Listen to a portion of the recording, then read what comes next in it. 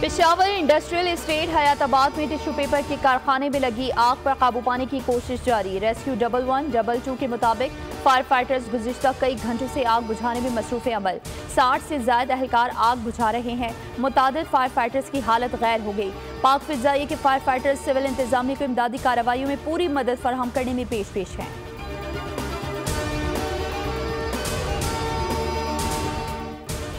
वज़ीर ख़जाना मोहम्मद औरंगज़ेब की चीनी नायब वज़ीर ख़जाना से वाशिंगटन में मुलाकात। दो तरफ़ा दोस्ती को मज़ीद बढ़ाने के अज़्म का इज़हार। वज़ीर ख़जाना का समाजी और इक़्तिसादी तरक्की में चीन की हिमायत पर इज़हार तशक्कुर। कहा, पाकिस्तान चीनी मौशी इस्लाहात से सीखने के लिए पुरअज़्म है। चीनी कंपनीज़ की पाकिस्तान में सरमायाकारी रोज़गार के मौक़े में इजाफे की ख्वाहिश है।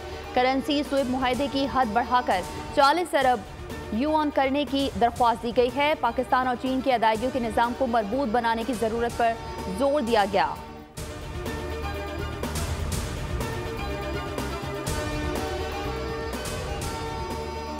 फवाद चौधरी के भाई फैसल चौधरी को पीटीआई लीगल टीम से बाज़ाब्ता तौर पर निकाल दिया गया। फैसल चौधरी ने पुराने अटॉर्नी पर बानी पीटीआई के नाम से दरख्वास्त जमा करवा दी। बैरिस्टर गौहर खान और शेख वकास अकरम सेक्रेटरी जनरल के फैसले के हक में आ गए। बैरिस्टर गौहर ने कहा, आज बानी पीटीआई के लिए इस्लामाबाद हाई कोर्ट में दरख्वास्त जमा करवाई गई। दरख्वास्त हमारी लीगल टीम की मुशावरत के बगैर जमा करवाई गई। ये दरख्वास्त एक पुराने पावर ऑफ अटॉर्नी को इस्तेमाल करते हुए जमा करवाई गई। बानी पीटीआई की सेहत और सहूलियात के लिए पीर के रोज दरख्वास्त दायर होगी। केस में पीटीआई लीगल टीम की मुशावरत से हमारे अपने वकला पेश होंगे।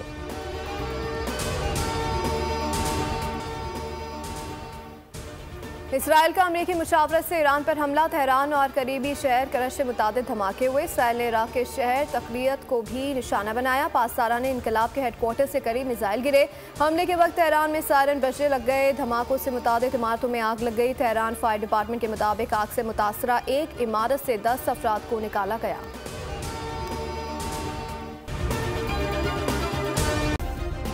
सब्सक्राइब करें और बेल दबाएं ताकि कोई खबर रह न जाए।